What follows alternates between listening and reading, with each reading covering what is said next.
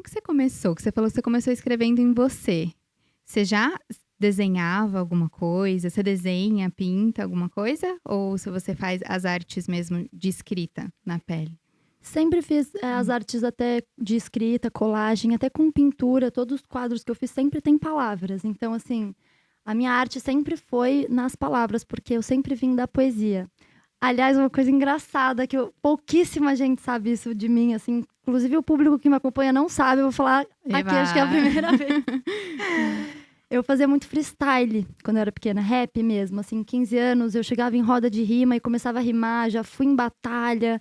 E aí, claro, tinha aquele estereótipo, mulher, loira, branca, em batalha de rap, assim. Então, eu consegui quebrar muitas barreiras naquela época, porque quando eu começava a rimar, rolava, assim, conseguia cativar as pessoas que estavam com essas objeções e acabava rolando uma interação, uma conexão muito bacana. Então, minhas amigas brincavam muito, assim, às vezes a gente saía, eu não conseguia parar de rimar, eu ficava rimando e fazendo poesia a noite inteira, e elas, Gabi, a gente sabe, a gente adora ouvir você, mas assim, hoje você tá a noite inteira rimando. Eu sempre vim da poesia, então a arte foi uma maneira, quando eu comecei a colocar ela em arte mesmo, em quadro, em parede, na pele, em caneca, comecei a colocar ela em tudo, porque antes ela estava só na minha mente, sabe? Então foi muito esse caminho. E a poesia, ela já fazia parte da sua vida, de alguma forma, de escrita? Você já escrevia antes de levar isso pra pele?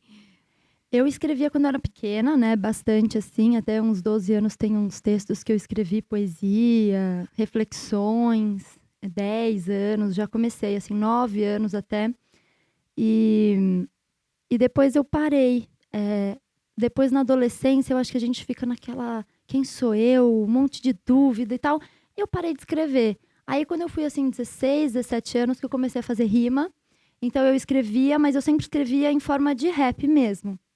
Nunca levei isso pra frente, nunca gravei até no meu celular, mandei para uns amigos, um monte de gente gostou, mas nunca fui muito além disso. Então, existia a poesia nesse formato, né? E aí, quando eu cheguei em Miami, que eu morei lá, teve uma época que a gente se sente muito distante também, né? Dos nossos amigos, da nossa família, a nossa língua mãe, é uma cultura diferente, é tudo diferente. Então, existe um aspecto de solidão que eu fui transformar em solitude. E foi nesse momento que, para mim, eu comecei a escrever de novo. Porque eu falei, eu preciso pôr para fora tudo isso que eu tô sentindo. Então, foi no momento até que eu tava passando aquela reconexão com o corpo que eu falei. E aí, nesse momento, eu comecei a escrever. E o que me inspirou também é que, nessa época, eu trabalhava no Discovery Channel. Lá. Legal. E eu trabalhava no grupo criativo. Então, eu tinha que escrever, mas para eles, para vender coisa. Então, fazia comercial de tal carro, fazia não sei o quê, né? Mas com ele sempre tem que passar um conteúdo. Você não pode só vender no Discovery. Você tem que, né, passar um conteúdo, entregar alguma coisa para aquele cliente. E aí eu percebi que eu estava fazendo roteiros que, nossa, incríveis, valiam muito e tal, várias altas publicidades. Eu falava, tá, mas o que eu tô fazendo pro meu propósito? E se eu tenho a capacidade de criar um roteiro criativo desse para esse cliente, por que eu não crio o que eu quero criar para as pessoas? Aí eu saí do Discovery, né, e comecei a seguir só na minha arte. Aí foi a hora que a criatividade, ela não é dom, ela é construída. E aí, como eu estava escrevendo todo dia, e hoje eu escrevo praticamente todo dia, é um fluxo, né? Então aí foi que eu voltei a escrever e pus as palavras na arte também.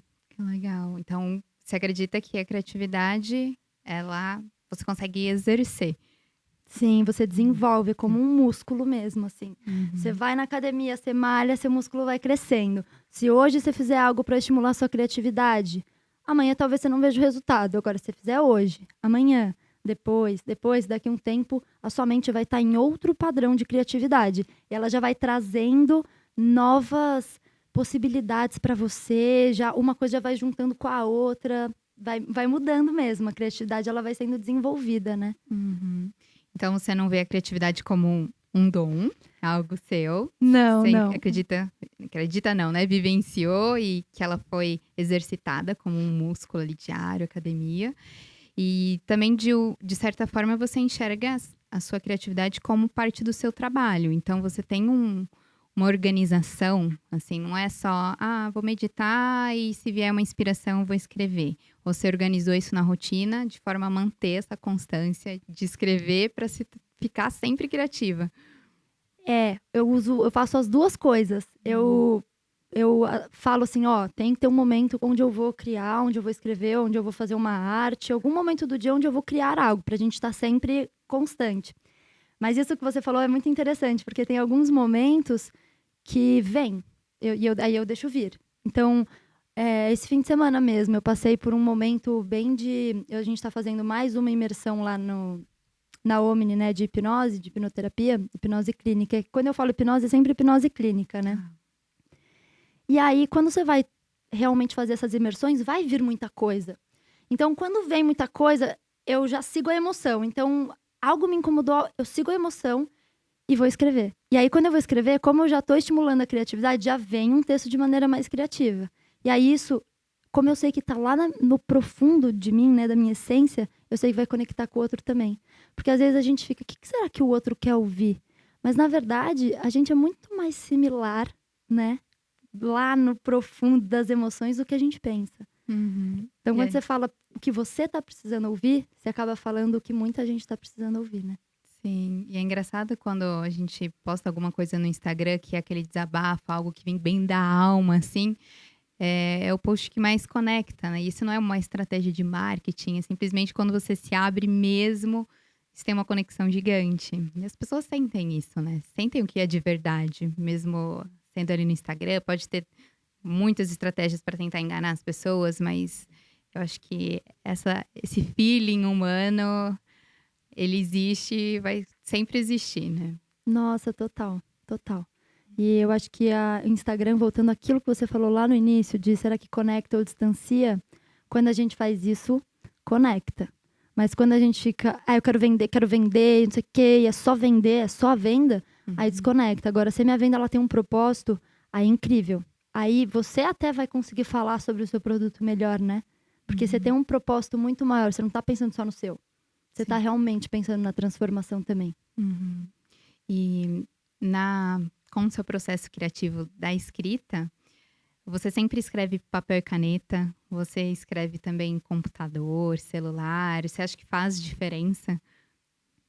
Eu escrevo papel e caneta. Eu escrevo papel e caneta, não. Eu escrevo os textos mesmo, eu escrevo no computador, porque minha mente ela vai muito rápido. E no papel eu não consigo acompanhar o pensamento. E no computador já vai tic, tic, tic, tic, tic, e aí vai saindo. É como se fosse realmente uma libertação. Ai, bati no microfone, gente. Sem problema. Tá tudo certo.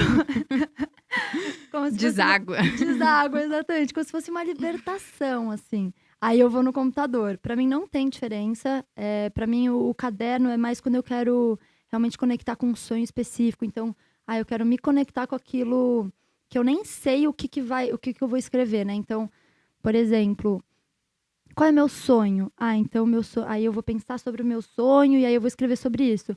Mas quando é algo do fluxo mesmo, criativo e emocional, tipo, tô sentindo uma emoção, eu quero passar isso para as pessoas, eu quero escrever sobre isso, aí é no computador que daí já vai na velocidade que vem o pensamento. Uhum. E você nota alguma diferença sua de processo criativo? Se você faz isso de manhã, se você faz à noite, dependendo da sua rotina, do dia? Nossa, eu nunca parei para pensar nisso, assim, do horário, né? Se tem diferença. Na verdade, eu acho que pela manhã eu acabo deixando aquelas coisas que são mais difíceis, mais desafiadoras, porque é a hora que a gente tem mais energia. Então, aquelas coisas que eu acabo procrastinando, eu faço de manhã, para não procrastinar. E aí, a criação mesmo eu deixo vir mais tarde, noite, assim, porque é um momento mais também. Porque eu acho que a arte ela não pode vir com pressão, porque senão ela bloqueia. Então, você tem que entregar uma arte hoje. Você vai entregar, mas vai ficar tão legal quanto você deixar a sua criatividade fluir?